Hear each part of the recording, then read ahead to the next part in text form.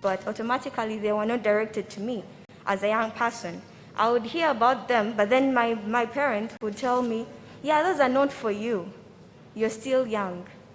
Even at 14, I had never entered an SRH room to know or to ask about anything I had had. So everything I knew, I thought was real. The very first time I entered an SRH room, I was told by people around me, okay, so you're already sexually active. That's why you're already entering that room. Something that wasn't true. I may not have been sexually active by then, but I had questions and I wanted them to be answered, but I still was not answered. So this is one of the myths and misconceptions that is going around. If I, a person who is born and raised in an urban area, what about the person in a rural area who knows nothing about sexual reproductive health, who doesn't even know how to get to their health facility, someone who doesn't have people encouraging them or telling them what sexual reproductive health is? Even at schools, I was not told anything about sexual reproductive health. All those banners that are around in schools only tell you to abstain and use condoms. And even as they tell you to use condoms, they never teach you how to actually use them. So you're still as blank as you were.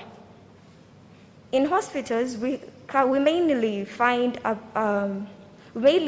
a problem of not being told the reason as to why we are not allowed to enter an SRH room before we turn 15 or turn 16. But it's not true, because right now, a girl of 12 years could be sexually active, and they would still not be told what to do because they deem it impossible for a girl of 12 or a boy of 12 years to be sexually active. I faced a challenge of going into an SRH room, and I was told that I was too young to access any of those services because I was only 14. So I was automatically not supposed to be sexually active at that point. I was supposed to still be a virgin, and it's not something I'm supposed to face. This is something we face in very many hospitals, and not just in rural areas, but also in urban areas where these services are supposed to be.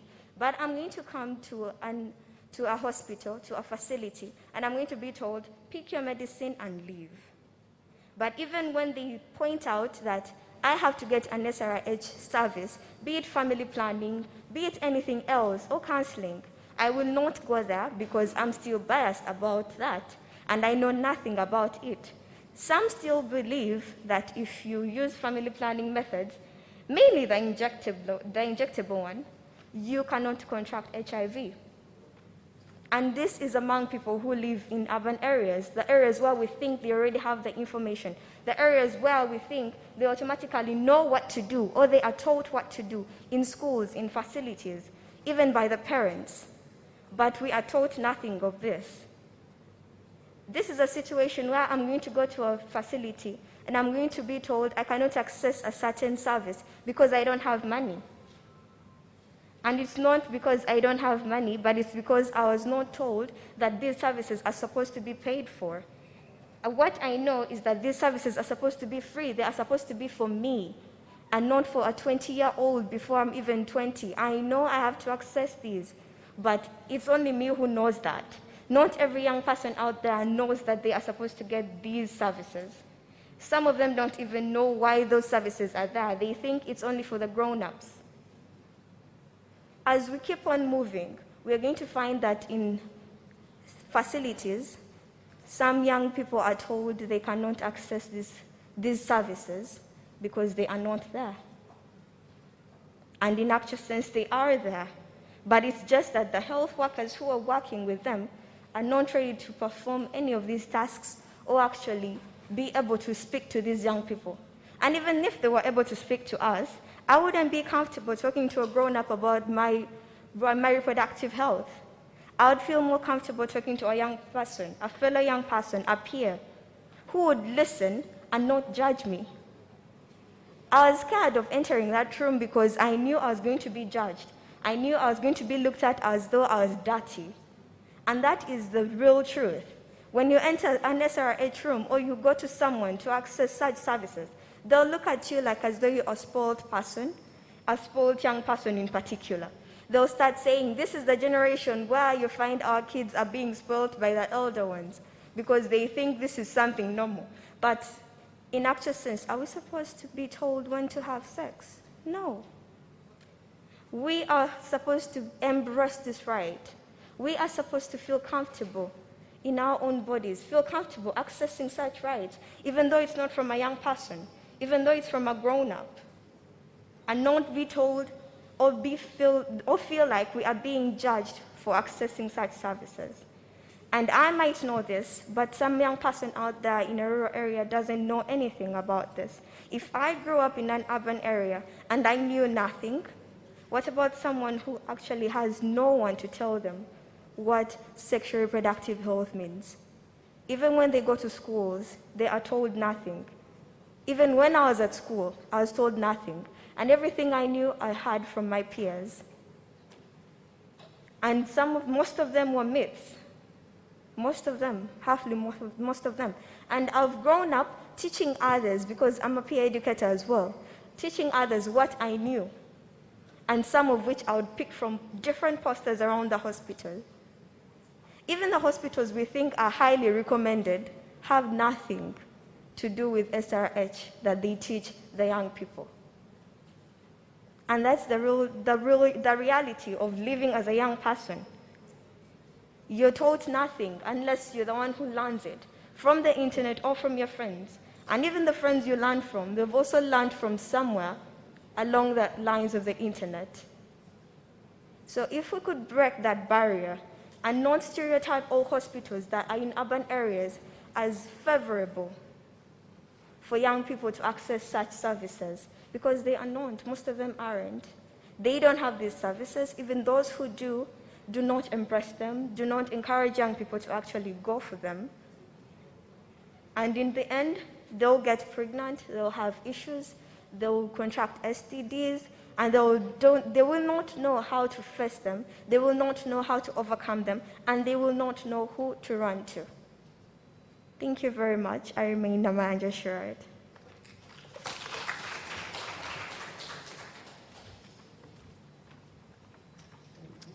Hello once again.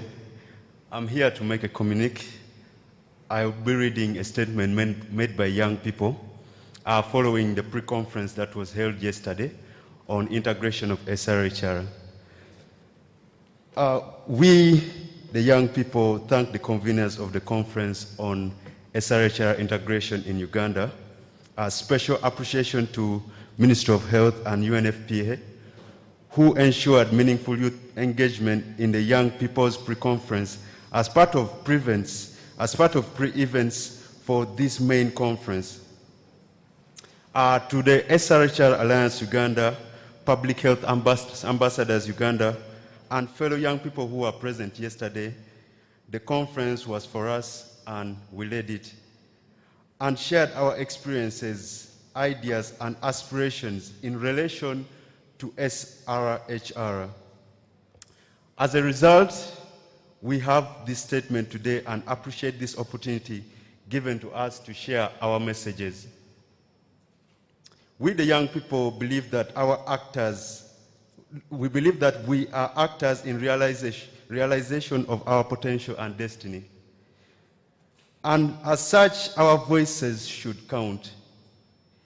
Integration of SRHR and ensuring universal health coverage and care is important to us, the young people, and should be prioritized nationally.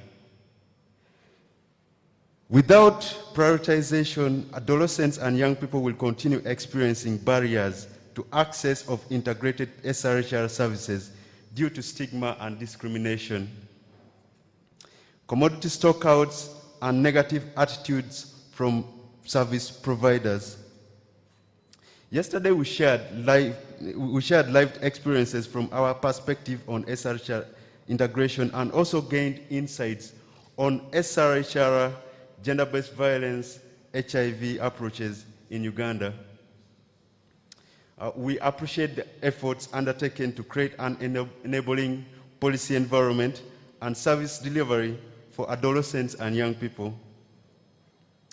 Initiatives such as youth corners and awareness campaigns Initiatives such as youth corners and safe spaces in the communities and schools, provision of youth-friendly services, information and awareness campaigns, integrated community outreaches, justice system for sexual gender-based violence survivors, among others, have benefited us a lot.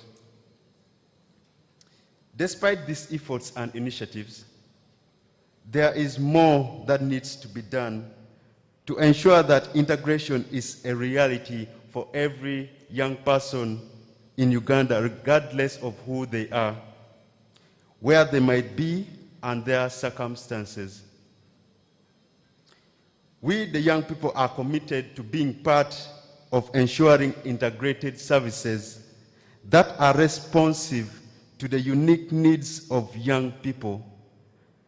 And we want to be part of the opportunities and actions towards ensuring sustainable access to integrated SRHR for all adolescents and young people. We therefore recommend the following.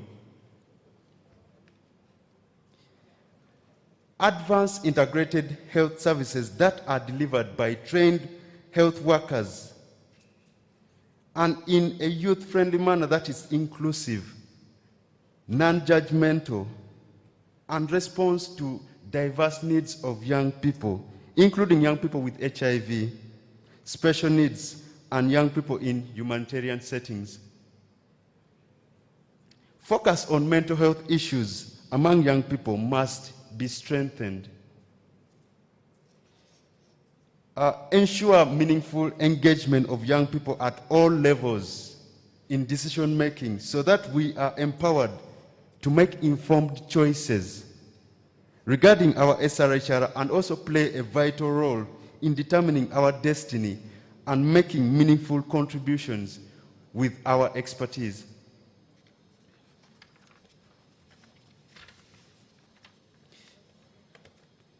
Invest in growth of young people and meaningful adult partnerships. We are a resource and we want you not to just look at us as beneficiaries and receivers of services. Increase financing for integrated SRHR services for young people to ensure sustainable access. This should address the needs of vulnerable and marginalized adolescents and young people, as well key issues like commodity stockouts. Invest in evidence and research specific to adolescents and young people and increase opportunities for experience sharing and learning. Prioritize innovative approaches for delivery of services and reaching young people as we are diverse with diverse needs.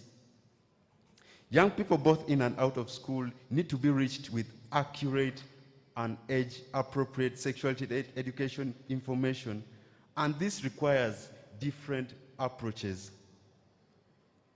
Integrated outreaches are proving to be great, though there is need to scale up and address the issue of how in-school young people can also benefit. Strengthen coordination from national to district levels with all structures, including young people. We recognize efforts like adolescent and school health technical working structures. We recognize efforts like adolescent and school health technical working group and district integrated committees on adolescent health. Though this structure needs to be rolled out nationally and supported to fully function. In addition, we ask for young people representation on health management committees and village health teams.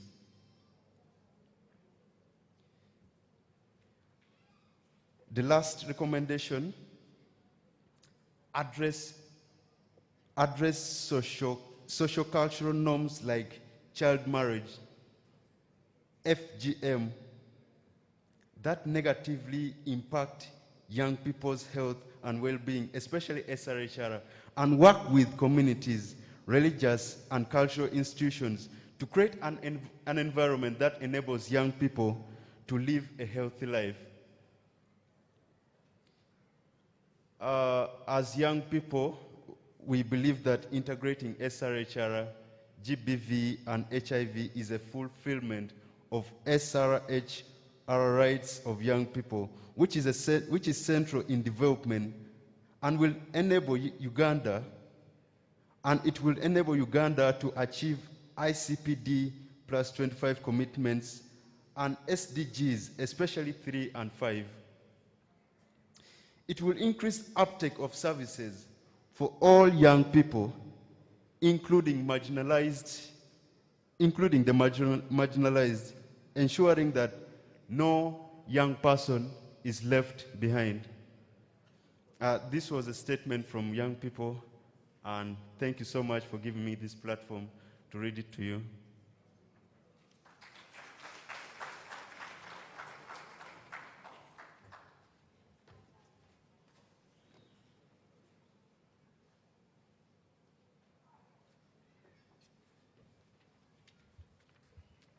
Another big clap for the young people. You have heard the voices of the young people. They have definitely put a number of asks, and I think we will work on them together. I will leave the recognition of the other participants who have joined to Richard. At this point in time, I would want to move to the next presenter, who will be, I want to invite the representative of the ambassador of Sweden, Daniel Johnson, to come and make his speech. So let's put our hands together and welcome him.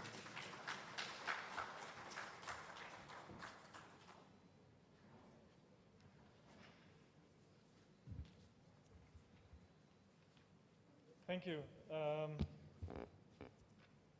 And thank you to the young people who gave us such good food for thought as we move through this very important conference. I learned a lot from what you said, and I think we all did.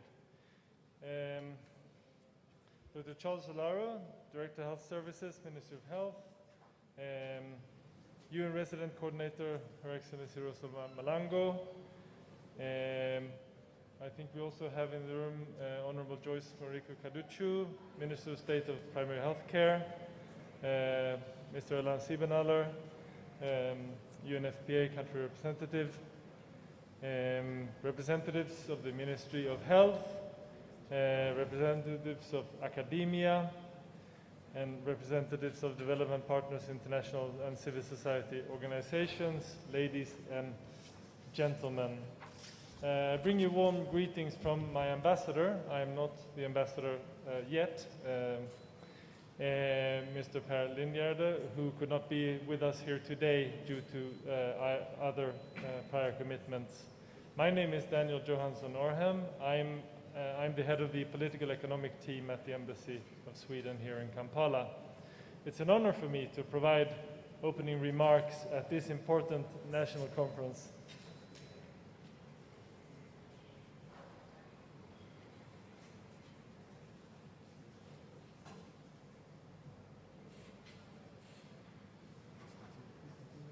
Okay. It's an honor for me to provide opening remarks at this important national conference on strengthening systems for sexual and reproductive health, HIV and gender-based violence programming. As many of you already know, perhaps, Sweden's government in 2016 declared itself the world's first feminist government. This implies that we actively strive for gender equality in all our engagements, with the aim of ensuring that women and men have the same power to shape society and their own lives. In the same vein, our foreign minister that same year introduced the world's first feminist foreign policy, and we as diplomats active here in Uganda are very much guided by that policy. And SRHR, as you can imagine, is one of the six strategic objectives of the feminist foreign policy. The other objectives include full enjoyment of human rights, freedom from physical, psychological, sexual violence, participation in prevention and resolving conflicts and post-conflict peace building, political participation and influence in all areas of society, and finally economic rights and empowerment. It is for this reason that we at the Embassy of Sweden in Uganda, together with our colleagues at the SIDA regional team in Lusaka, Zambia, are proud to support this conference through the Together for SRHR program. The theme for the conference, integrating SRH, HIV and GBV services for universal health coverage, covers three broad and interrelated aspects, namely SRHR, HIV and GBV, which all constitute major public health concerns for Uganda.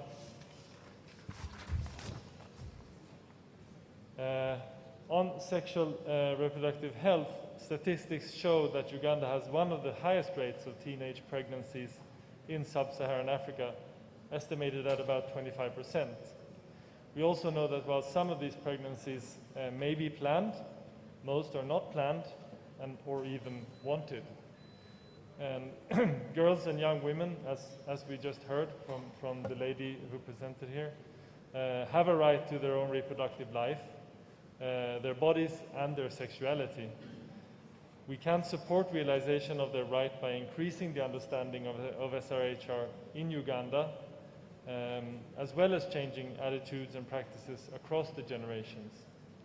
Furthermore, we can equip young people through comprehensive sexuality education, access to modern contraceptives, and safe abortion. Studies have shown that the inadequacy in comprehensive SRH services, coupled with the high fertility rates and teenage pregnancy, increase the risk of HIV and other sexually transmitted infections. While Uganda's efforts in combating the AIDS epidemic have registered considerable progress, bringing down the HIV prevalence rate from a peak of 18% in the 90s, some of you remember, to about 6% now, inadequate SRH services can undermine this progress. And in this context, I also want to emphasize the inalienable right to SRH services of all citizens, including key populations such as the LGBTQI community. Moreover, gender-based violence also increases the spread of HIV. Gender-based violence is the most extreme expression of unequal gender relations in society. It denies victims the power to express and decide what they want to do with their lives and their bodies. In this complex structure of unequal power dynamics, victimhood and vulnerability, unfortunately, HIV thrives.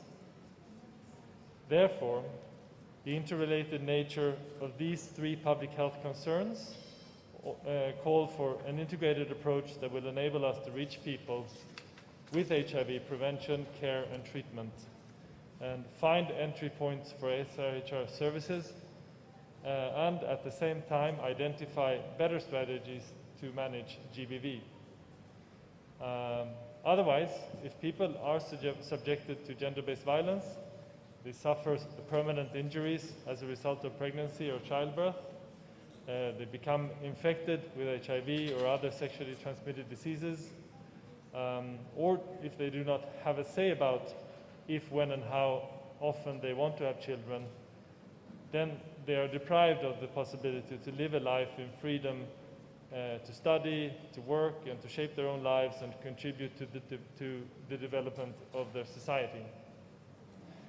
I want to take this opportunity to commend the government of Uganda for the efforts made towards supporting integrated sexual reproductive health, HIV, and gender-based violence prevention and response activities. The policies and frameworks, including the National SRHR, HIV, and GBV Integration and Linkages Strategy 2012, the Uganda National SRHR Policy, and the Uganda HIV/AIDS Policy, among others, are setting the rules for implementing integrated SRH, HIV, and GBV-related programs and services. Allow me also to extend my sincere appreciation to the UN partners who, through the One UN strategy, have provided coordinated support to the government of Uganda and to strengthen systems for integrated SRH, HIV and GBV programming. Last but not least, while we still have a long way towards implementation of these strategies, frameworks and policies, the COVID-19 pandemic has further compounded the challenges at hand. And following the COVID-19 outbreak and the related lockdown measures in Uganda, of which a few are still in place, as we know, the number of GBV cases soared to an average of over 2,700 cases reported to the police per month. Now we know that reporting is usually understating the real number of cases, so this is just an indication of that. The pandemic also resulted in an increasing number of teenage pregnancies and early childhood marriages. Additionally, the measures that restricted movement also negatively impacted access to SRH services and HIV care and treatment. In this context, we also have to mention that refugee women and girls have been disproportionately affected by COVID-19. An interagency report from December finds that loss of household income contributed to an increased incidence of GBV and negative coping mechanisms such as survival sex and child marriage to make up for lost livelihoods. The pandemic has also shown us that the use of generalized measures to curb the spread of a disease may, while on one hand have positive effects towards curbing the disease, on the other hand, they may increase vulnerabilities and undermine efforts towards addressing other public health concerns. At the same time, the pandemic has also shown us that we have the ability to adapt and innovate to deal with such unforeseen effects. In conclusion, what is our role as Sweden? Why am I here today? I would like to assure you that you can count on us to continue to support this endeavor, because we are convinced that addressing SRHR, HIV and GBV in an integrated manner is key to ensuring sustainable development and allowing the people of Uganda and the generously hosted refugee population to live healthy and productive lives. Thank you for your kind attention.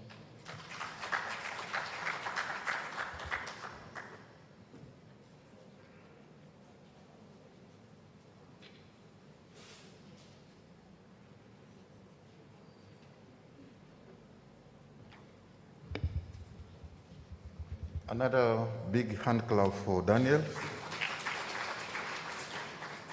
I want to recognize the arrival of the Honorable Minister of State for Primary Health Care, Honorable Joyce Moriku Kadichu.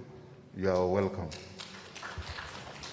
I also want to request that the team prepares the national anthem so that we can officially start.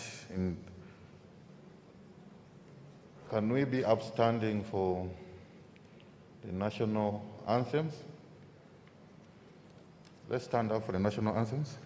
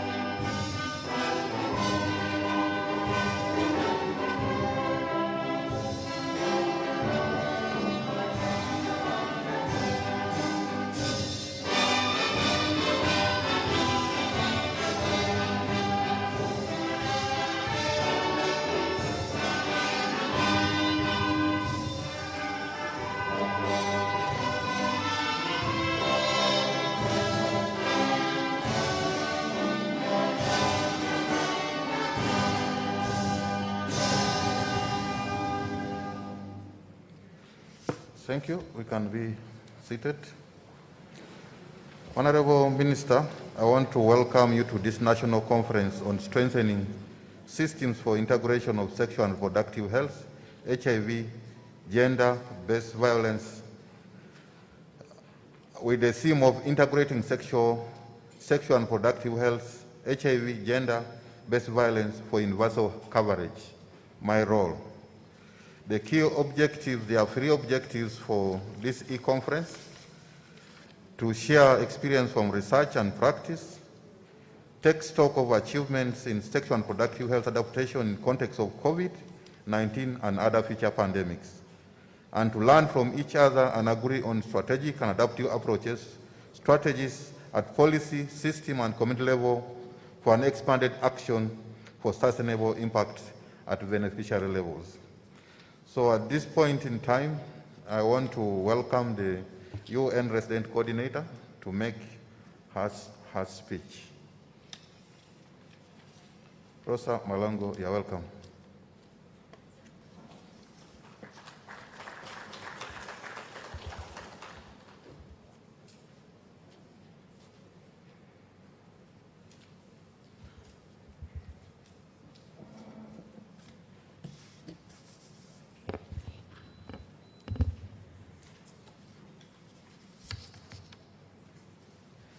Good morning, everyone. Oh, I know we have some coffee. Good morning, everyone. Oh, there we go. Let me start off by saying Happy New Year. At least this is my first time back here in 2021. I want to thank Munyonyo for hosting us. Let me begin by conveying the thanks and appreciation to the organizers, the Ministry of Health. I see also here Ministry of Gender, the health workers, members of the UN family, in particular, the representative of the UNFPA, civil society partners, youth groups, all protocols observed, in addition to the representative of the ambassador of Sweden. Ladies and gentlemen, it is my sincere pleasure to join this conference on the theme Integrating Sexual and Reproductive Health, HIV, and Gender-Based Violence Services to Achieve Universal Health Coverage.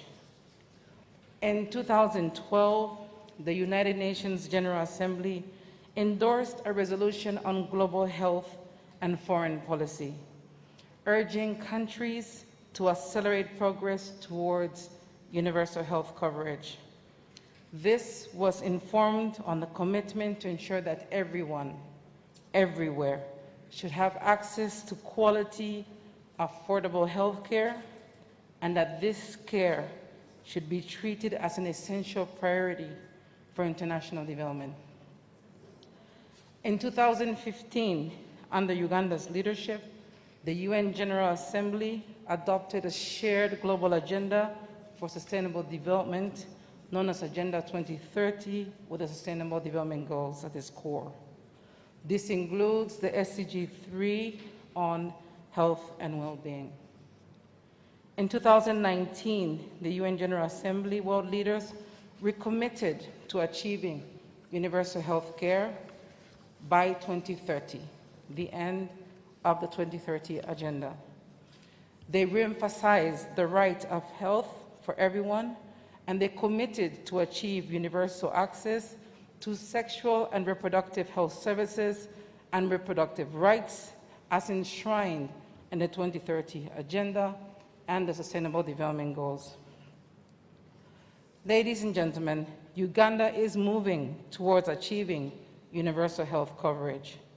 This is a cornerstone for the attainment of SDG 3, which aims to ensure healthy lives and promote the well-being for all at all ages. The midterm review of the Health Sector Development Plan 2015-2020 showed advancement towards total coverage using key interventions such as the provision of health services at local levels and reducing reliance on out-of-pocket payments for care.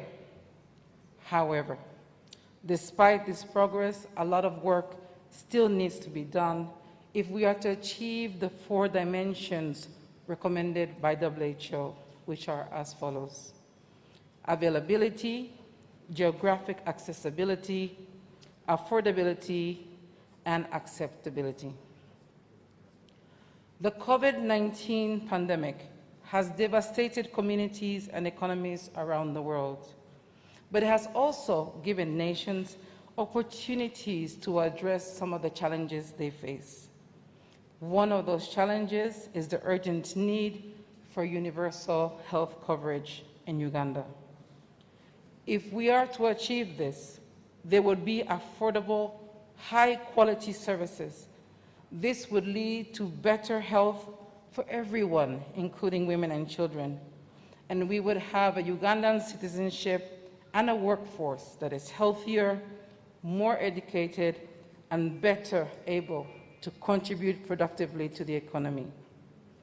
And just as important, families would be protected from falling into poverty because of the high cost of health care. Ladies and gentlemen, the UN system in Uganda, as part of our concerted efforts towards integration of sexual reproductive health, HIV, and gender-based violence, we provide several programs that include the following: the Joint Program of Support on HIV and AIDS, known as JUPSA. This includes 10 UN agencies. It is coordinated by UNAIDS, and it complements the Presidential Initiative to fast-track the fight against HIV. The Joint Program on Gender-Based Violence. This involves UNFPA, WHO, UN Women, FAO, and UNICEF. Our Joint Program on Early and Child Marriages, which involves UNICEF and UNFPA. The Joint Program on Female and Genital Mutilation, which involves UNICEF and UNFPA. The Joint Program on the Prevention of Sexual Abuse and Exploitation, supported by UNICEF and WHO. And the Joint Program on Sexual Reproductive Health, HIV and GBV integration, which involves UNAIDS, UNFPA, UNICEF, and WHO, and which helped with the organization of today's conference. All of these programs inform a global initiative supported jointly by the United Nations and the European Union, known as the Spotlight Initiative, which focuses on ending violence against women and girls. In Uganda, one of 8 countries in Africa where Spotlight is being rolled out, we have 5 UN agencies working with the government of Uganda and 30 local and international NGOs. The 5 UN agencies are UN Women, UNFPA, UNICEF, UNDP, and UNHCR. Up to 20 million people in Uganda will benefit from this program. Now, some of the achievements attained that we wanted to share with you today are as follows: the adoption of the Adolescent Health Policy and the Adolescent and Health Service Standards, the improvement of women and girls' safety and security in refugee settlements and host communities through the constructions of latrine blocks, the Ministry of Gender-led development of a virtual curriculum for the social welfare workforce and the protection actors in targeted districts, as well as the finalization of the condensed police standard operating procedures on effective investigation and management of gender-based violence and violence against children-related cases. The finalization of the multidisciplinary, gender-responsive, survivor-focused, and coordinated approaches to effective investigation, prosecution, and adjudication, and the development of an approval of national indicators on integration. Ladies and gentlemen, achieving universal health coverage is a shared responsibility. And in this regard, I would like to congratulate Uganda for the launch of the Council of Traditional Leaders of Africa Uganda chapter, which happened in December last year. This platform provides for joint engagement on human rights issues and traditional values, tackling the nexus of sexual reproductive health, HIV, gender-based violence, and more. We are confident that working, in addition, with the Interreligious Council and the private sector leaders, we will be able to bring about sustainable change. Honorable Minister, distinguished guests, as I conclude, allow me to reiterate the belief that today is about people. It's about giving a voice to the youth. It's about addressing inequality. It's also about transformational leadership. It's about increasing awareness of policies. It's about supporting intergenerational dialogues at the community and household level on what these services are and what our values are. But it's also about our shared responsibility to support a healthy nation. So allow me to share with you a few key messages from members of the Youth SDG Coalition when I informed them I was coming here today. A, please encourage a clear understanding of services and integration at all levels. 2, we are ready to join joint planning and the response operations at all levels. 3, we call for the implementation of the government's aid trust fund. And 4, we call and support the passing of the school health policy. Ladies and gentlemen, on behalf of the United Nations, I convey our readiness to support the integration of sexual and reproductive health, HIV and GBV as part of our contribution to the implementation of the Sustainable Development Goals and the National Development Plan 3. I invite you to read our cooperation framework for 2021-2025 on our website and get a better understanding of our work and our commitments in support of shared prosperity, well-being, resilience, and governance. I end with a quote from Nelson Mandela. I read quotes. "We can change the world and make it a better place. It is in your hands to make a difference," end quote.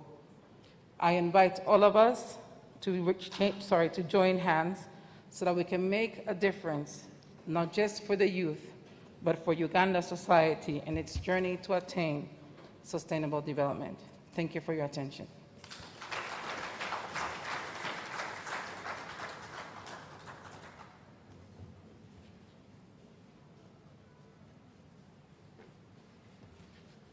Please, another applause for the resident as she comes to sit. Honorable Minister, I want to recognize some guests, others were recognized before you came. His Eminence Sheikh Mohammed Ali Waiso, the Deputy Mufti of Uganda. Honorable Lady Justice Winfred Nabisinde, this is also with us. Ms. Nakafero Angela, Commissioner in Ministry of Gender. Ms. Maggie Mawejana, Assistant Commissioner, Ministry of Gender. Dr. Rita Natiganda, Commissioner in charge of Adolescent and School Health.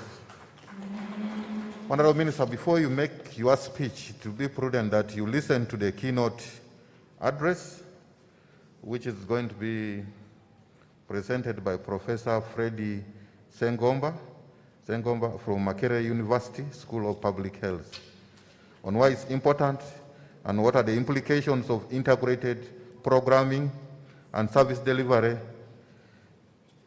in achieving universal coverage targets. Professor, most of you know Professor Sengomba, and will be able to highlight. I don't know him in details, but I'm sure that he can be able to even give us a brief, but probably that will take a very long time. So, Professor, you're welcome.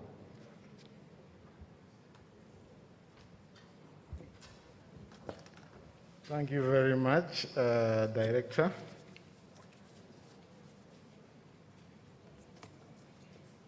My name is Freddie Sengova. The short CV, which is appropriate for this meeting, is that I'm a father of teenagers and those to be teenagers, and I believe that is the biggest reason I'm up here, but also attending this meeting partly to learn. but also to share. I am an expert in health policy, I would say, and I've lived between university and Ministry of Health and districts and boardrooms discussing health, and I've been very much interested in this area. So with that, ladies and gentlemen, allow me to say good morning and go through my protocol. So, Minister, Honorable Minister for Primary Health Care, Minister of Health, Honorable Dr. Joyce Kadochu, and guest of honor, Your Excellencies, the UN Ambassador, Resident Representative and Coordinator, who has just been here, Cecil Rose, who's just given her speech, the representative of His Excellency, the Swedish Ambassador to Uganda, Mr. Daniel, the Director Planning. Allow me to say that all protocols observed. Ladies and gentlemen, you're welcome. So I was given the task of going through the highlights, and my terms of reference were interesting. But before I open the next slide, as you can see, the title is Importance and Implications for Integrated Programming for UHC, but really within UHC, this conference is focusing mostly on sexual and reproductive health, gender-based violence, and the intersections between HIV, and of course, all the, yes, and HIV. So, and this area has a lot of interesting aspects of programming. So when you're told to speak about, or to give a keynote speech in this area, there is always priority setting that you're going to make. So I've decided that in my talk, I'll start by sharing with you the concept of social health insurance. Not actually social health insurance, but life insurance. I think we are talking about sexual and reproductive health, which in simple terms, our communities understand it as the procreation. And in Africa and especially in Uganda, we look at children and procreation as really our life insurance. Most other countries, they will put money aside and save so that when time comes, when they are old, they can use that money to try and live of it. Others will contribute to some kind of funds to prepare for that day. In Africa, we have two major life insurance. We invest in our children and we invest in our neighborhood. And ladies and gentlemen, this is very important because many times when we talk about sexual and reproductive health, we sometimes forget some of the underlying drivers of some of the issues I'm going to talk about. We have also what we call social conservatism, I think is the way to put it. There's been, and I'm glad there is a commissioner here from gender, and I believe we will have online people in education. Uganda have had the challenge of trying to discuss how do we prepare our young people to engage in this process of procreation. Apparently, it's one of the major instincts of survival for any community, and yet human beings, especially in our communities and Uganda generally, we don't want to talk about it. We rather learn it by trial and error. And the young people, I think, have talked about this already. How can we answer their call? How can we be proactive? How can we make sure that by the time they are actually ready to participate in this fundamental aspect of life and the continuity of the human race, they're actually responsible, prepared, and ready to actually take on those responsibilities. Because if we don't, I think we actually make or create risks for them in the process of trying to find out what is right and what's wrong. So with that, I think that taboo, if we can relax it, I think is going to be critical, and I'm glad that some of our religious leaders are also here, and the traditional leaders are also joining in and are being engaged. My outline today is to talk briefly about introduce you to the roadmap for UHC, which is currently being flashed out by the sector ministry, to try and see how we are going to address the issues of sexual and reproductive health, but also the broader health programming. And in there is for us to have at least an understanding of what is informing what we are going to be doing in the next 5 or more years. The second one is to bring to the table the issue of how we work together as sectors. And I'm glad already to hear that there are many non-health people in the room, and I believe on Zoom, to try and start to build these bridges so we can work together. I'll also talk about coverage trends. Where are we going, and what are the implications, either of speed or slowness, whatever that will look like. Then financing this progress is very critical, and I'll talk briefly about it, and what benefits therefore integration brings to the journey. So I've had opportunity maybe to say I had opportunity to serve the Ministry of Health on the establishment, or I would say on the generation of the roadmap, which is currently being used. I say it's a draft. But that process, I was the lead consultant, worked with so many sector leaders, chaired by the Commissioner of Planning, Dr. Sarabia Chika, and had so many civil society organizations working with us, as well as other sector programs. We've also worked with the National Planning Authority in the process of making this so that it's linked very well with the national development plans. And we've also had for 5 years been working on a project called SPEED, which has been again about trying to prepare the country for universal health coverage, and many of you may have been in part of those engagements or in some way have been in that space. So out of that, we generated these action points, which I need now to briefly introduce.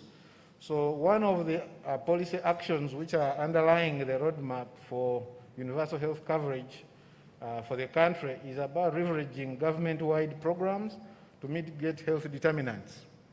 We know that health is not made in hospitals, it's made at home, but homes and communities are supported and served by many different government and social programs. Religious leaders play their role for moral aptitude. Education prepares us for the social capital aspects and engagement in the productive industry. We have, of course, cultural norms and guidelines, which also are very important for our upbringing. And of course, we have programs to immunize us, to treat us if we are unwell, but importantly, programs that should keep us healthy and away from hospitals. Roads are important, and many of us have gotten loved ones or ourselves gotten injured on the roads, so they are very important aspects. Housing, and generally, if you could say, the environment, and now climate are all very important. So we really need to see that our actions, just like SDGs outline, are not necessarily limited to the way we have looked at health before, but health is coming from so many angles, and we need to all be working with a common purpose. Second is build community-level action and promote health, especially improve in health promotion and prevention of illness. I know that we have very well-performing immunization programs, which are very critical in terms of childhood prevention of illnesses.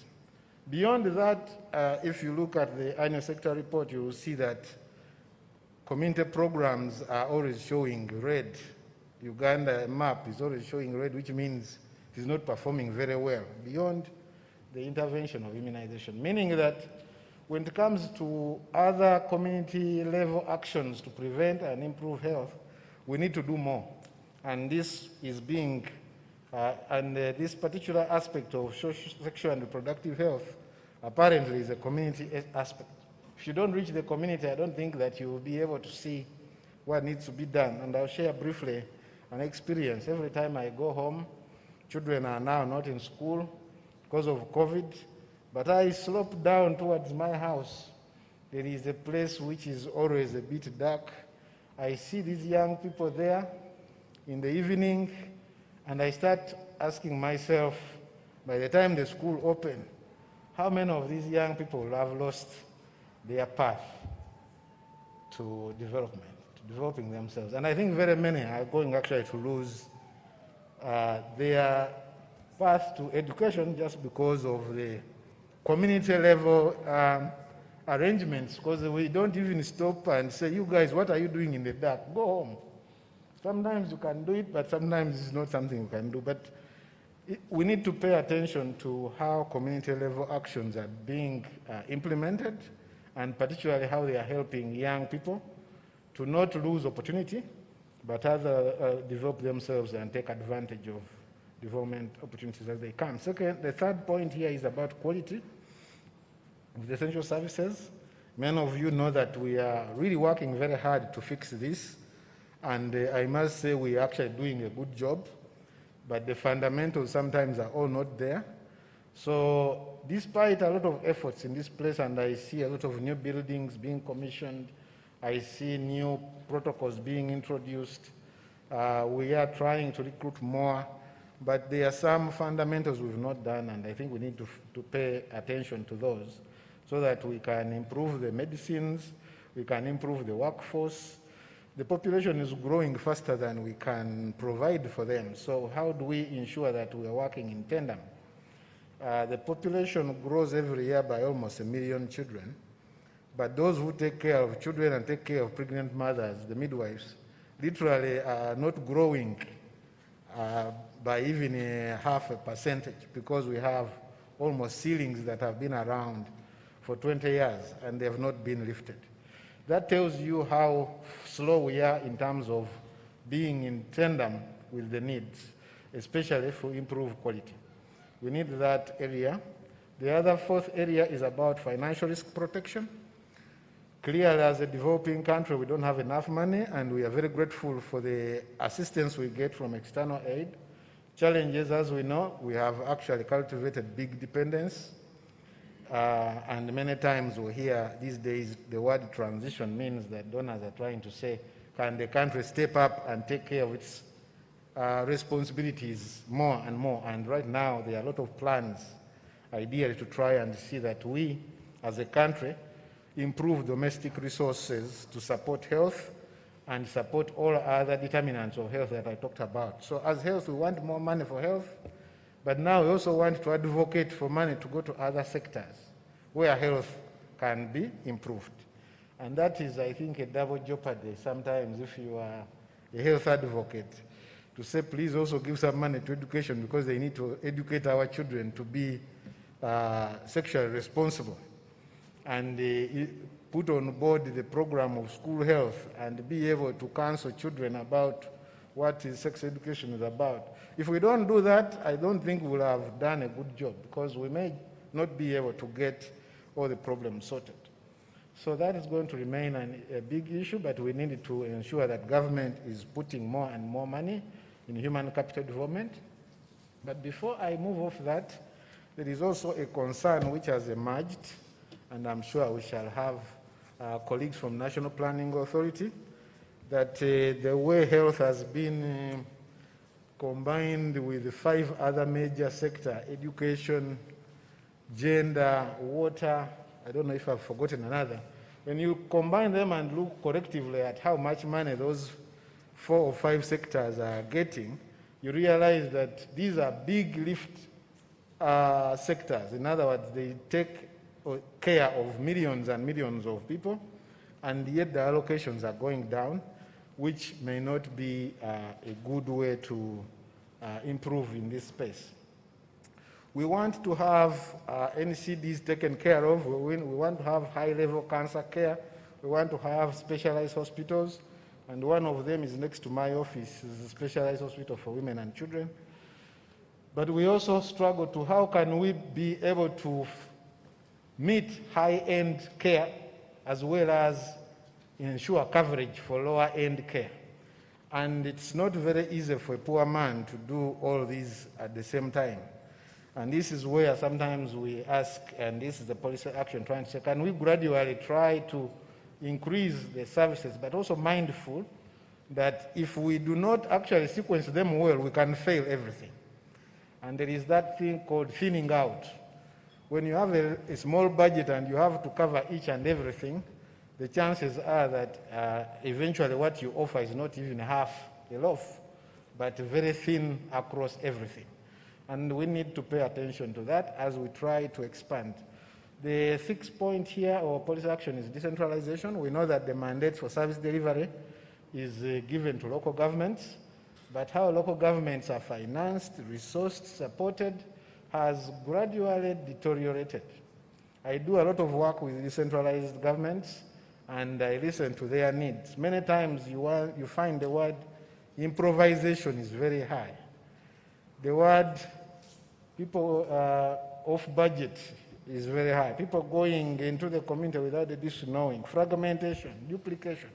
Those words are common, especially when you go to local government, meaning that as we plan at the center, either as government or civil society or bilaterals or projects, we need to pay attention to how do we actually support districts so that they are able to lift that mandate. Without it, we can go and help a county, we can go and help a parish, but we may not really improve the coverage if we don't pay attention. This slide was not meant for you to read, but just to say that there is actually a provision in the roadmap to assign roles to each sector, especially those sectors that have been identified to be critical to the health development. So you'll see sectors like water, transport, labor and gender, justice, and I'm glad there is a justice here, finance and economic sector, education, local government, housing and urban development, and where cities are located. So just briefly about coverage. I think we're making good progress in many areas, and particularly maternal and child health. We see indicators are going in the right direction, and we need to celebrate that. There was a time when things were not moving, but they are beginning to move. But when we look at the speed at which we move, I'm not sure I'm close enough to see this, but if you look at the SDG index, in other words, covering everything in the SDGs, we are slowly moving, and by 2030, we will be around 30–40% of meeting those goals. If you look at under 5, by 2030, we will have reached at least somewhere below 100.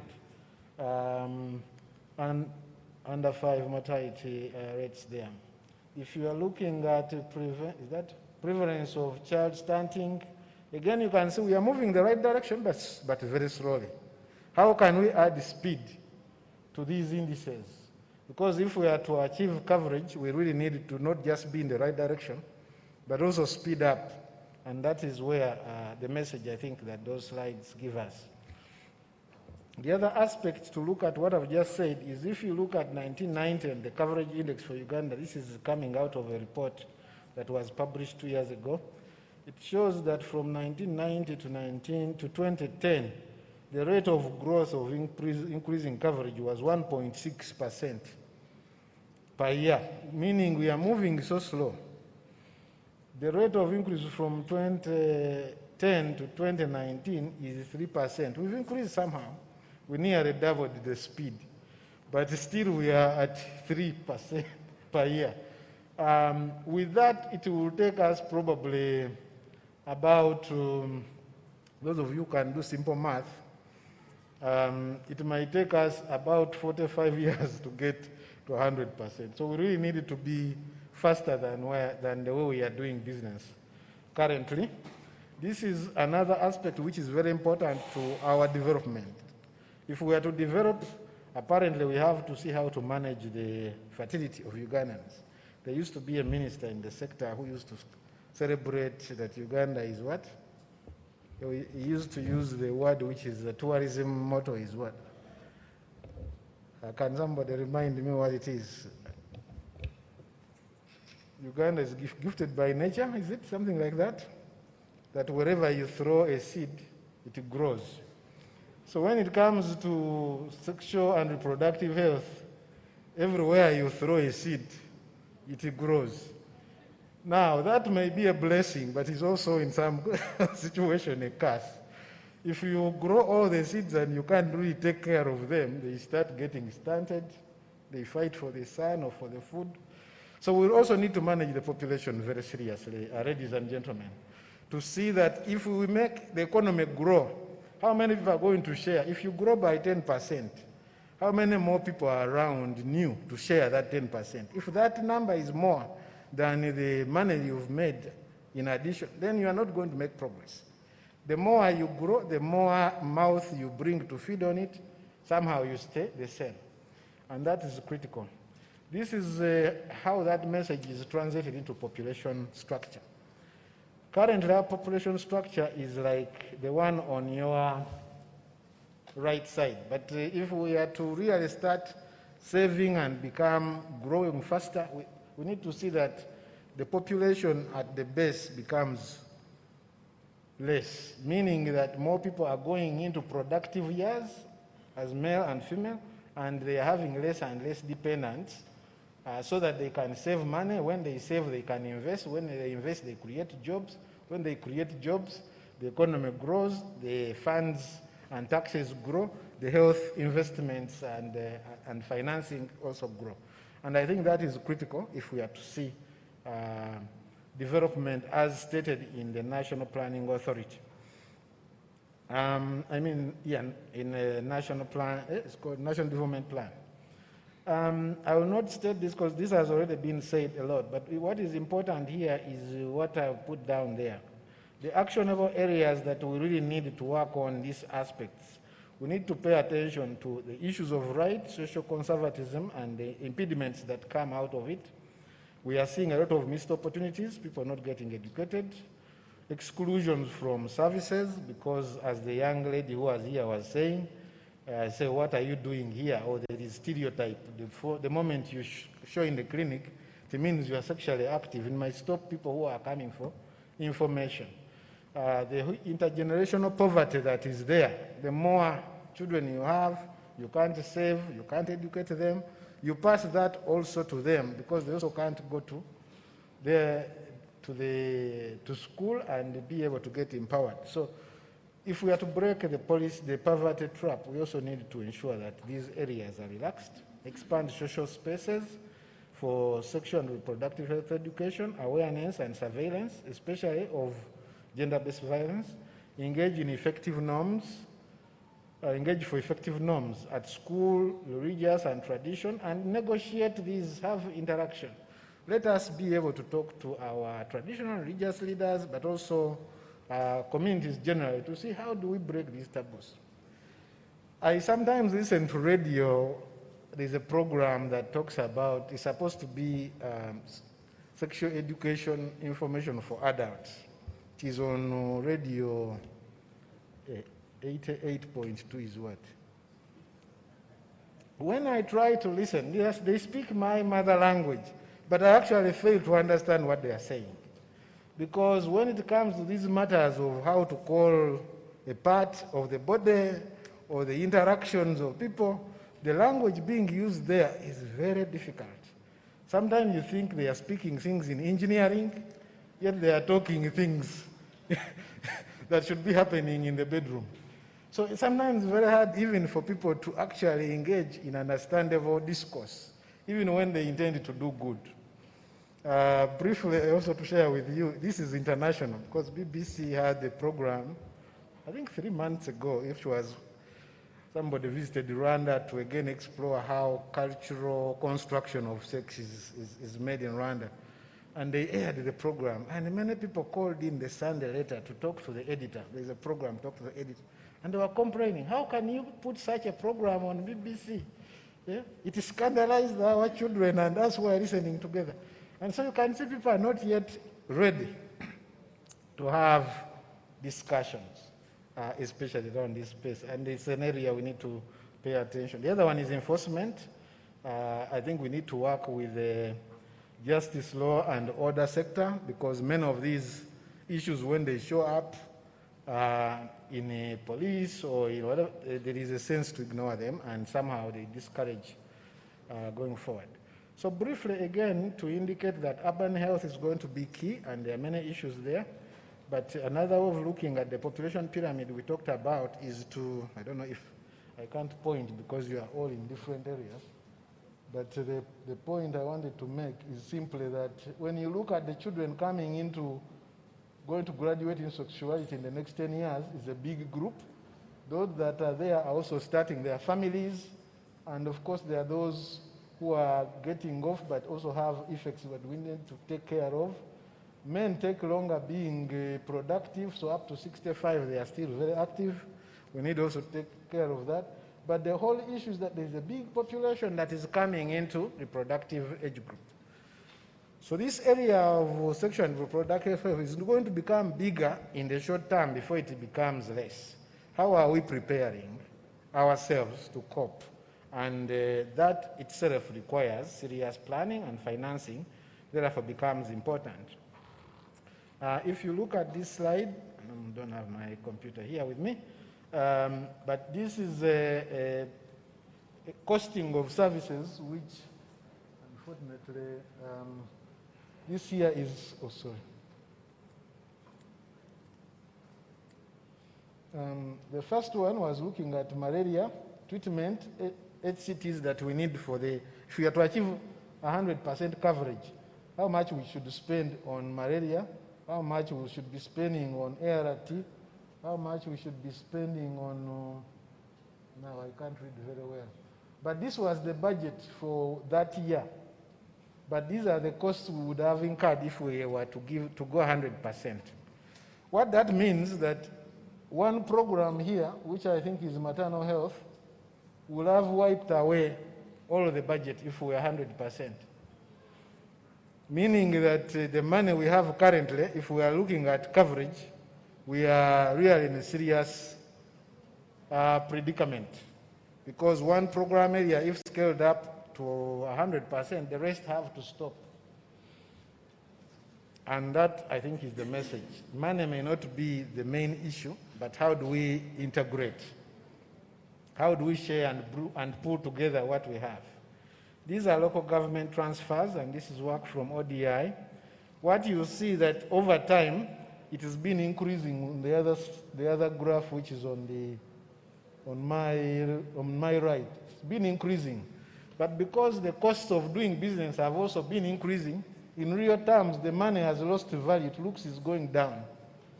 So in general, the amount of money, although looks like increasing, the actual things that money can buy is actually becoming less and less. And why?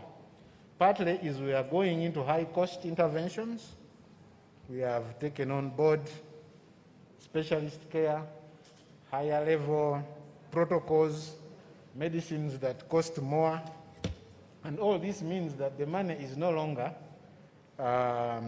giving us coverage as we would like. Looking at the money again, and this is a projection from the health matrix from University of Washington database, they project that within 2050, the cost structure of resources would not look very different. We'll have just doubled, but still we'll be looking at government sector growing more. Of course, right now is about $7, growing to 36. Developmental assistance will have declined, and what you see as out of pocket will not have reduced, but will have increased. Now, that trend tells us that for UHC, we will still be in the jeopardy of having people paying more and more. But the caveat here is The National Development Plan assumes that by that time, every family should be able to make 33 million a year, meaning $9,000 per household. And that might mean that maybe 36 will not be a lot of money. But that assumption may or may not play out. As I come to the last part of my discussion, we need to pay attention to how we integrate the revenues we collect, the inflows of funds, especially pooling the money, and here is where we make an appeal, especially for government, but also for our development partners. How do we pool what we have together so that can actually be able to buy more, but also we can plan better with it than fragmenting it the way it has currently been. Right now, I think you see commonly that we're actually not short of money. And I must say, when I started entering into public health, that was the the late 90s. Actually, there was very little money. EPI, that time was there was a program on diarrheal diseases. Those were the only programs that had money. The rest of the sector was really not doing anything. I went to the districts and you just wait for money for immunization, and that was almost it. So, over time, money has actually increased. We have much of it going into particularly earmarked areas, and those areas have done very well. HIV has been literally turned around, and we celebrate that. But I think there is also a feeling now across the development community that this money should have bought more. We should be at a much higher level should we have chosen to be integrated. And I think we are now at a stage where we're trying to say, how can we try not to just mourn this period which has passed, but purposely plan to ensure that going forward, we actually try to pool this money so that it can buy more than what currently buy. And that is going to be a very important aspect of us being able to achieve universal health coverage, but also expand those areas which are critical for sexual and reproductive health. So in general, one thing when you look at these issues from the district level, these are things that I've pulled from interviews we carried out in a study some time ago. And I tried almost to characterize it so that you get what district people are saying. They seem to see that there is quickness to legislate but slow to operationalize and sustain. That there is a lot of ambition with the targets. We all have 90, 70, 100%, when the money can only buy 30%. There is speed in building hospitals and infrastructure, but it is very slow to functionalize them. There is quick to adopt new standards and protocols, but we forget to calculate the budget impact of these new innovations. It's quick to blame health workers for failures, but there is reluctance to adjust the workforce to meet the workload. There's numerous successful pilots, but there's a big graveyard of pilots that have not been scaled up. There are many evaluation reports, but the support to local government is very low. Meaning sometimes we are interested more in evaluating rather than supporting implementation. So we really need to pay attention to some of these issues of how do we strengthen the health system, and the next part of my talk is about that. So as I try to finish, Director, I know you're looking at the time, but I think this is important. Both for sexual and reproductive health and for the whole programming, I think the main issue we need to look at is what we call hardware. Those of you who have computers, you will understand what hardware and software is. Anybody who doesn't understand those? So the computer is usually made of the hard disk and those battery, everything that keyboard, all those are hardware. But for you to operate on it, you have to make sure there are programs there. You can put Microsoft, you can put, what is the other, Mac operating systems. But those are just now the system that you layer on the hardware. But then what you run there, whether it is Word, whether it is Excel, whether you are running, young people are trying to play games over it, those are now what we call software that you've put on top. The system right now is suffering from overinvestment in software and underinvestment in hardware. And when a computer has a lot of software that is running on hardware that's not developed, what happens? Usually it crashes.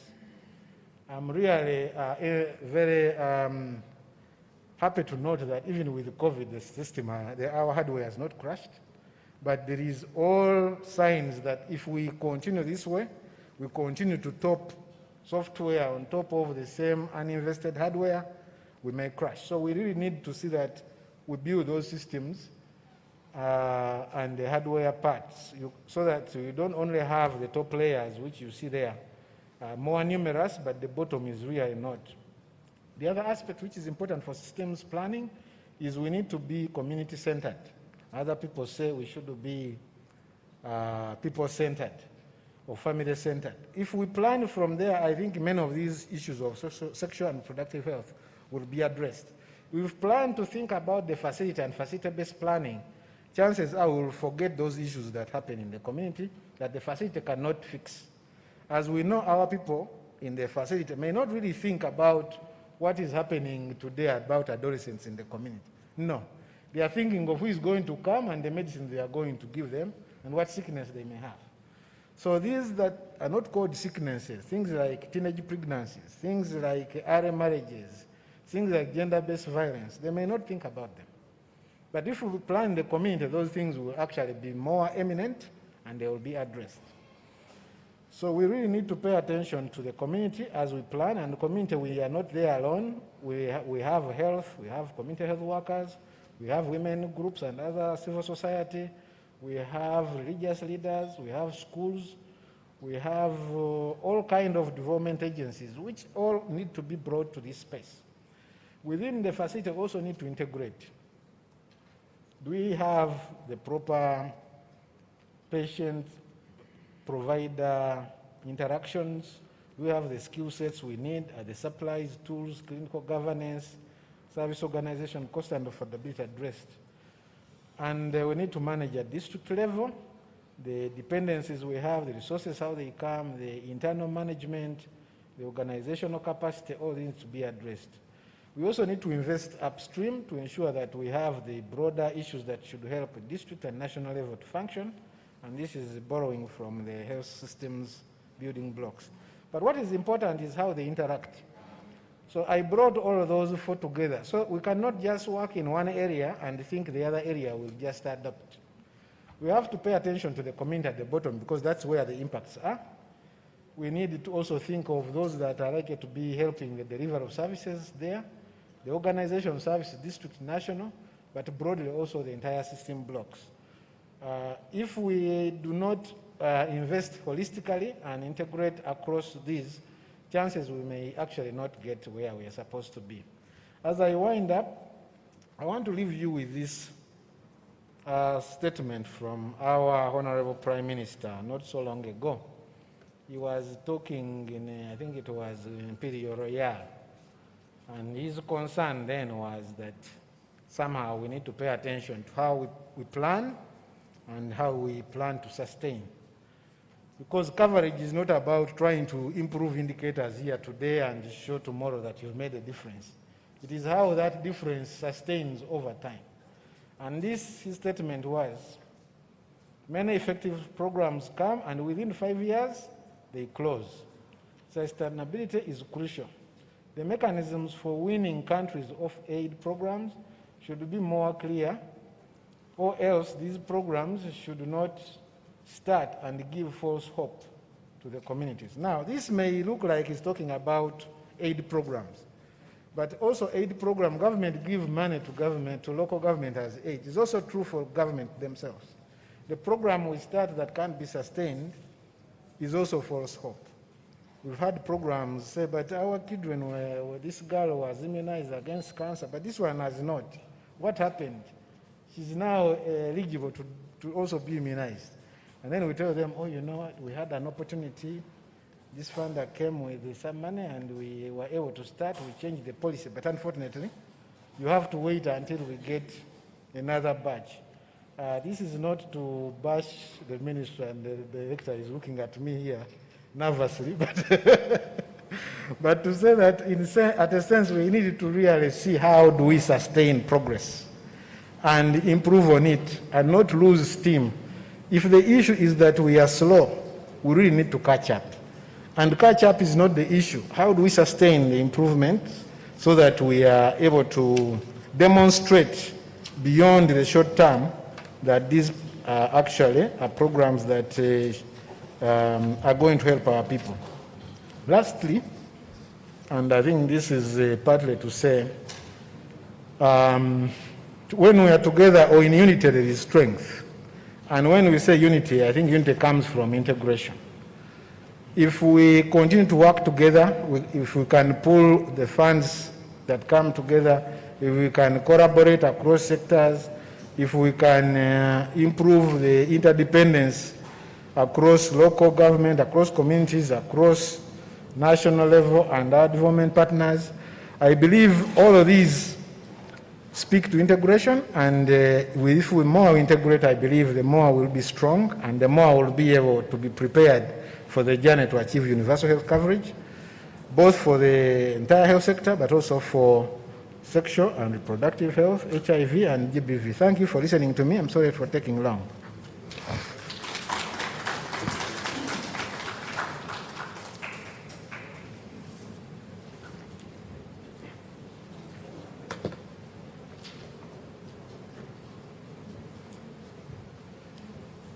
Ladies and gentlemen, let's again applaud Professor Sengova for taking us through this. There are quite many things which he is being able to share with us, but probably one of the keys is really how do we sustain? And I'm sure how do we get the balance between the soft and the hard?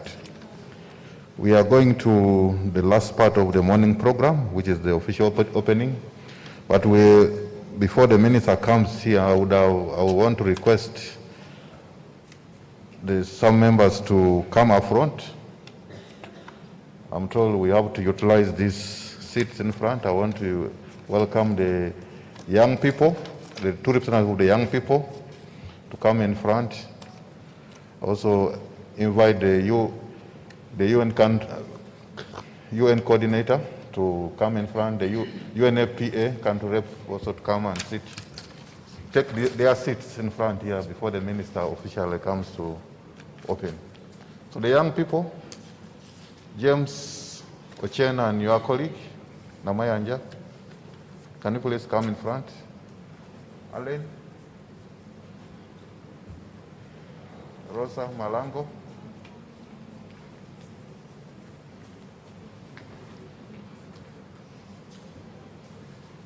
I want Commissioner from Ministry of Gender to also to join the team because he has a big responsibility. Kafero, come. I'm missing education. I don't know where they are.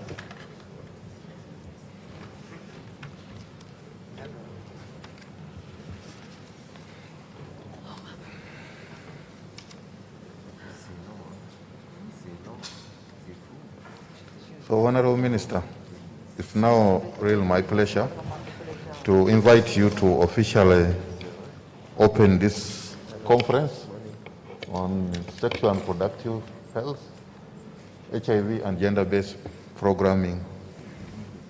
You're welcome. Put your applause for and welcome the Minister.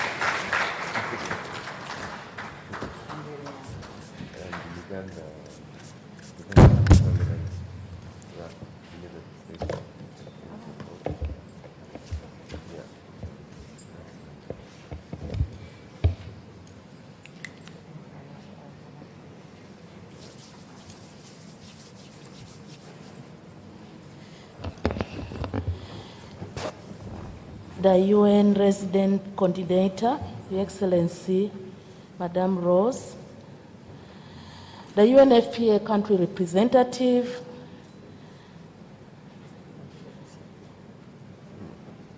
Lady Justice Dr. Winfred, His Eminence Sheikh Muhammad Ali,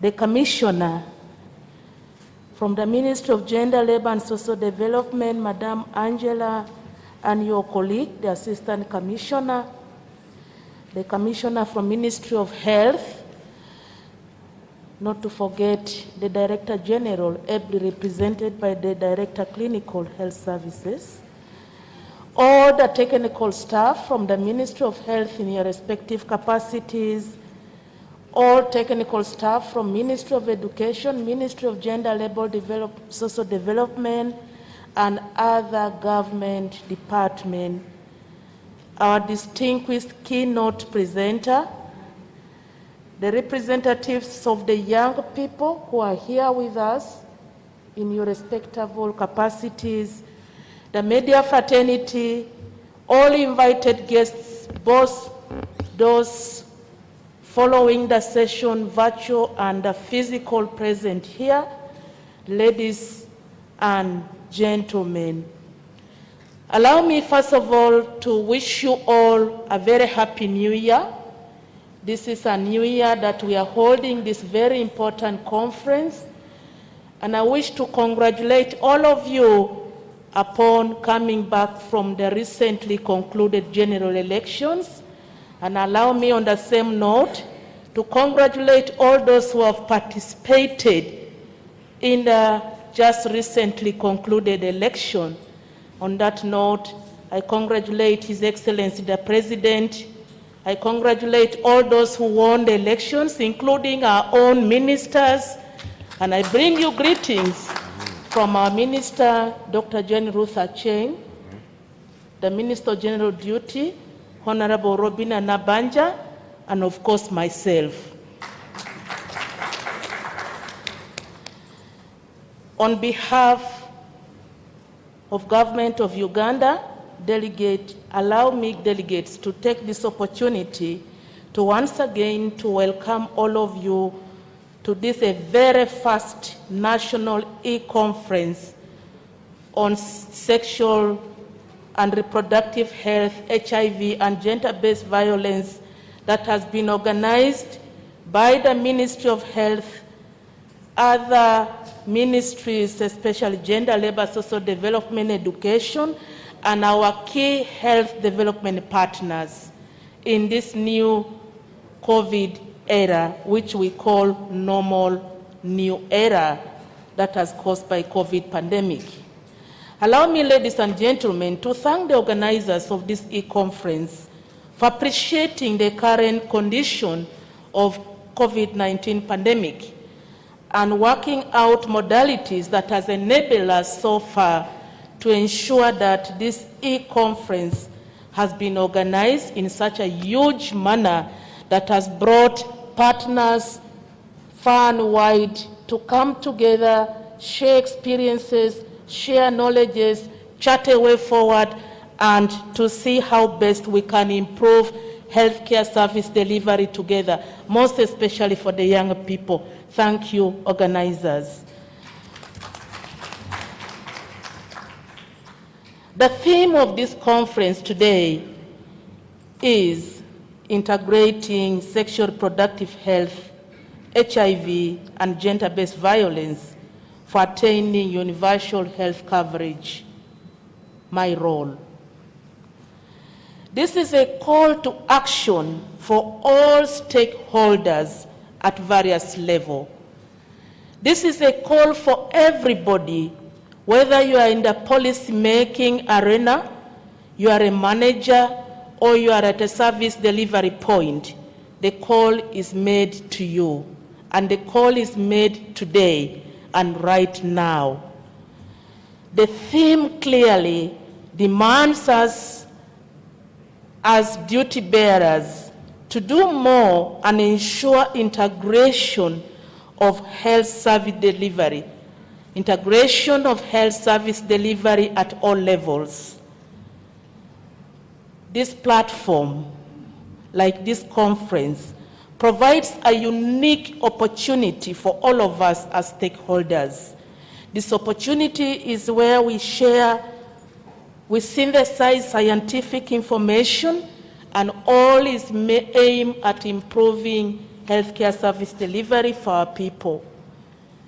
integration of sexual reproductive health, HIV and gender-based violence programs, it provides an opportunity to leverage resources that will help to close the resource gaps, which we've just had at the keynote address, and which is the major hindrance. It has hindered many programs in achieving targets. And the targets we are talking about is Sustainable Development Goal targets. And this is Goal 3, which is a cornerstone for us health sector. The emphasis of Sustainable Development Goal 3 is good health and well-being for all. This is an essential component in Sustainable Development Goal because it directly contributes to higher life expectancy and it improves productivity. Nobody can develop and transform the economy without having a healthy mind and body. We cannot be productive when we are not healthy people. Therefore, the Sustainable Development Goal 3 targets in reducing maternal mortality to less than 140 per 100,000 live births by 2030. And it also targets child mortality to be less than 25 deaths per 1,000 live births. These are really ambitious targets, and we need a collective effort in order to achieve. Ladies and gentlemen, it is important for countries to set up health systems that are responsive to the needs of the population. And these services should be well integrated. It has to be affordable and of high quality if we have to achieve the targets of Sustainable Development Goal number 3 by 2030. Uganda has made progress over the years to address some critical targets, some critical issues like sexual reproductive health and right, HIV, AIDS, and gender-based violence. There are challenges that the country has addressed. For example, we have registered a decline in maternal mortality, way back from 418 per 100,000 live births to, that was in 2006, to the current indicator, which is 336 per 100,000 live births in 2016.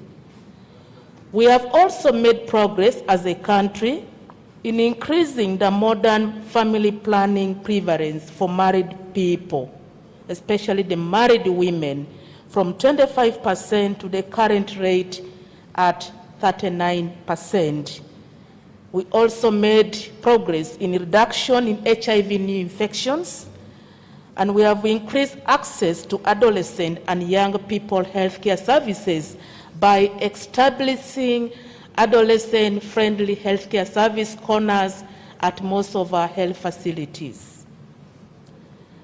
Ladies and gentlemen, despite all the progress that we have registered, we still need a lot to do more.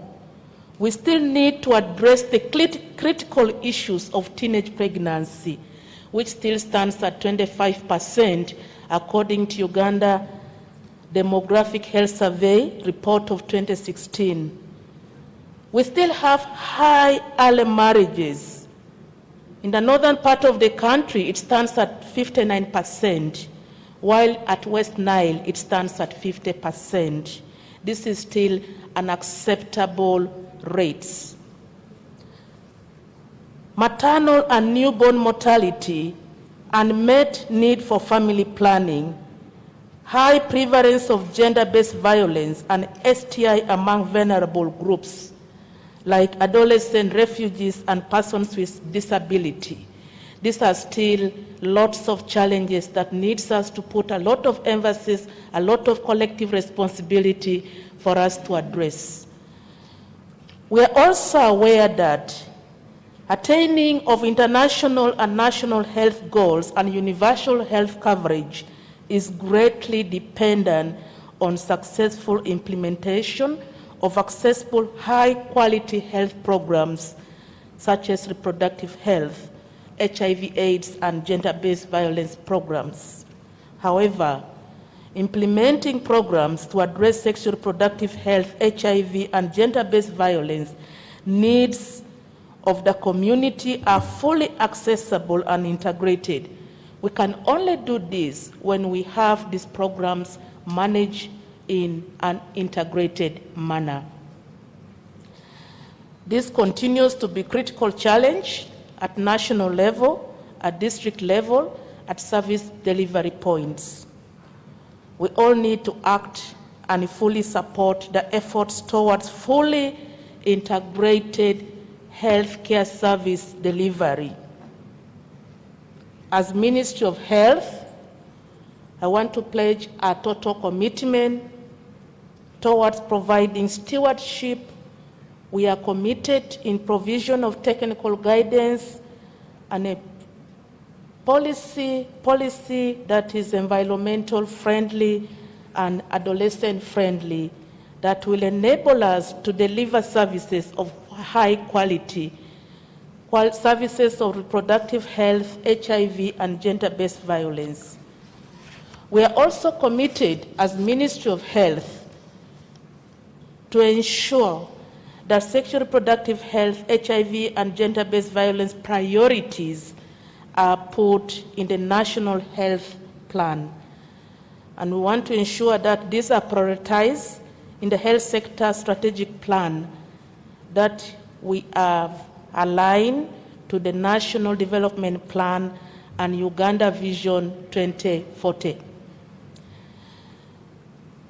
Our emphasis is going to be improving access to high-quality services, services of sexual reproductive health for all age groups, with special respect to our young people. The Ministry of Health will strengthen coordination mechanism for service delivery in an integrated manner. We'll coordinate this at all levels, national level, at subnational level. We'll ensure that we build capacity of health workers in order to deliver these quality integrated services of sexual reproductive health, HIV, and gender-based violence. As I conclude, we also once again commit to strengthen multi-sectoral linkage. We commit to strengthen multi-sectoral coordination and collaboration with our health partners, with other government department agencies and ministries, so that we are able to support advocacy, we are able to support resource mobilization and implementation of these programs in an integrated manner, most especially for our young people and the vulnerable population. I am very confident, ladies and gentlemen, that this e-conference will move a long way to galvanize all stakeholders to do more through practical commitments. And I believe at the end of this conference, we are going to recommit and dedicate ourselves to improve service delivery. And we are going to commit and put actions in plan to improve integrated efforts towards sexual reproductive health and rights, HIV, and gender-based violence at all service levels. I want to appreciate once again all the technical people that have supported this e-conference, that have supported technically, financially, from all our development partners, internationally and national partners.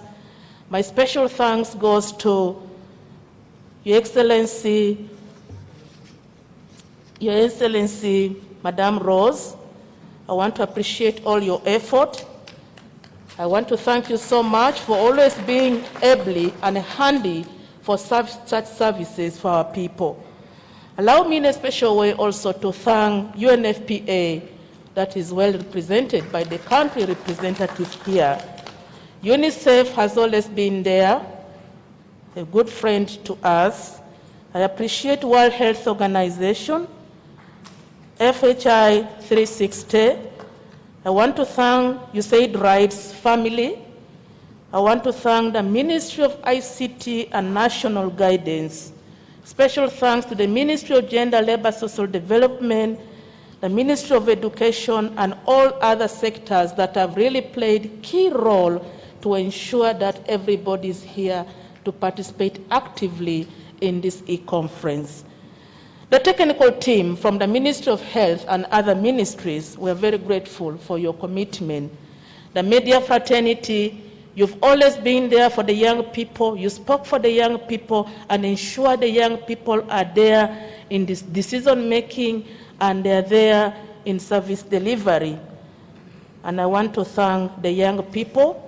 Yesterday, we had a pre-conference session with the young people at Farewell Hotel. I joined them using the Zoom, and I'm so happy that they have gathered together. They discussed issues pertaining to the young people. Thank you so much for that conference. And today you are once again here. We want to thank you for your active participation. And I want to appeal to you to ensure that you reach to all the young people so that we move together as a team to achieve our desired goal.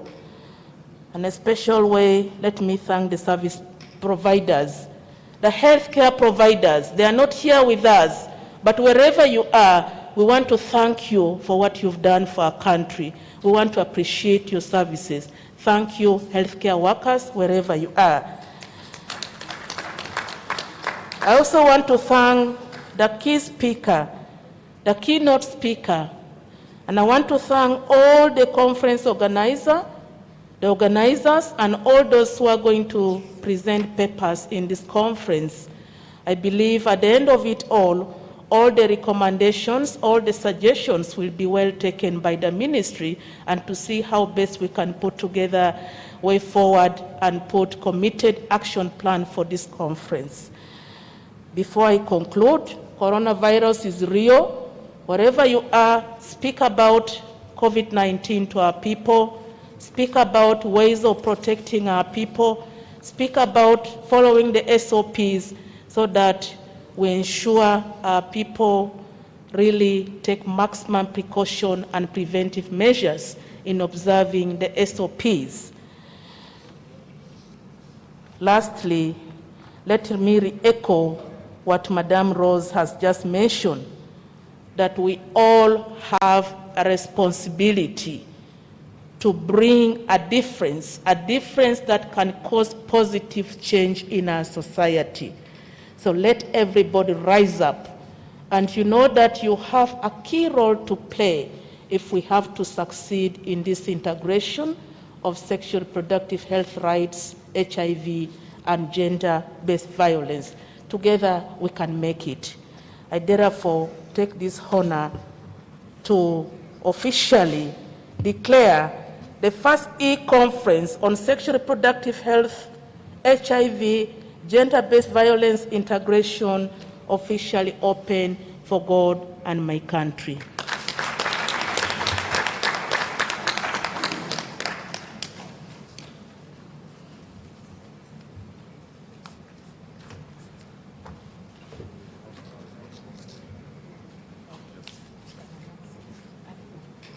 So let's appreciate the Honorable Minister. A big clap. Let me ask the members who have been with the Minister here to step down for a photo moment. But I also want to invite the Mufti, Deputy Mufti, to join in. The Honorable Lady Justice, please come in. The DHO Budoda, please join in. And Dr. Dina, you represent a big constituency, please come, and others can stand up for social distancing. Others, Richard, come in and join the representative of the disabled, can join in. The keynote speaker, please.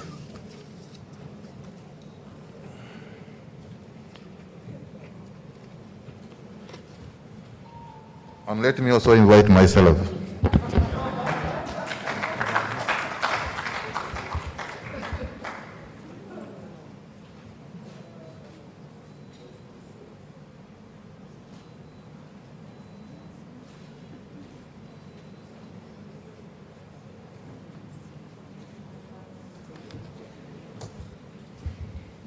Thank you. We'll now go for a health break, and then for 15 minutes.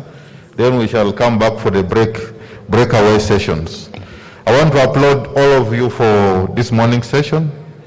It has been time well spent. I want to thank all those who participated, and I want to appreciate the Honorable Minister for taking our time to come. So ladies and gentlemen, in 15 minutes we'll convene. And we are behind schedule, and we really would want that we join the next session. Thank you very much. I hand over now. Thank you so much. Okay. All right, ladies and gentlemen, thank you so much. Let's give a big hand to all of us for the morning session.